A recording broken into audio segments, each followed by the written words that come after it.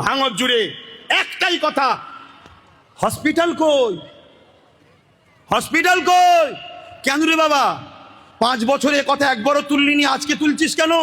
তাহলে উদ্দেশ্য হসপিটাল নয়, উদ্দেশ্য ভোটের সময় আব্বাসের কথাটা তুলে নওশাদের ক্ষতি করব। তোর নিয়ত ভালো নয় তো। তোর যদি হসপিটালই লক্ষ্য থাকতো তাহলে তুই তো 2 মাস আগেও বলতে পারতিস, 2 বছর আগেও তো বলতে পারতিস যে হসপিটালটা কই। কথা বুঝে আসছে না? নাই। এবার আমি একটু উদাহরণ দিচ্ছি, বলবেন। আপনারা অনেকে ভুক্তভোগী আছেন।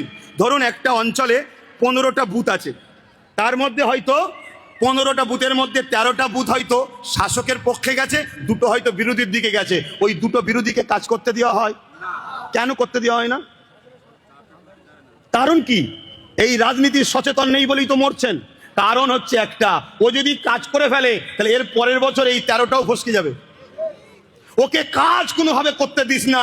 ঠিক ভোটের সময় যখন আসবে তখন বলবো ওই দুজনকে জিতিয়ে তোদের রাস্তা কাঁচা রয়ে গেল, ওই দুজনকে জিতিয়ে তোদের গ্রামে কল হলো না, ওই দুজনকে জিতিয়ে তোদের আলো হলো না, ওই দুজনকে জিতিয়ে ঘর পেলি না। অতএব ও কি কিছু করতে পেরেছে? না, করতে পারেনি।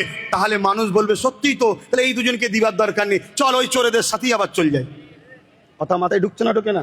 ঠিক তেমনই 5টা বছর ধরে যেভাবে আমাদের ছেলেদেরকে মারা হয়েছে, খুন করা হয়েছে, ঘর ভেঙে দেওয়া হয়েছে, ঘর থেকে তাড়িয়ে দেওয়া হয়েছে, এবং নওশাদকে ঢুকতে দেওয়া হয়নি, ঘর ভাড়া দেওয়া হয়নি, তাকে পেরেশানির মধ্যে রাখা হয়েছে, এর উদ্দেশ্য একটাই ছিল, ভোটের সময় এলে বলবো হসপিটাল কোথায়, তাই হসপিটাল করতে দেবো না।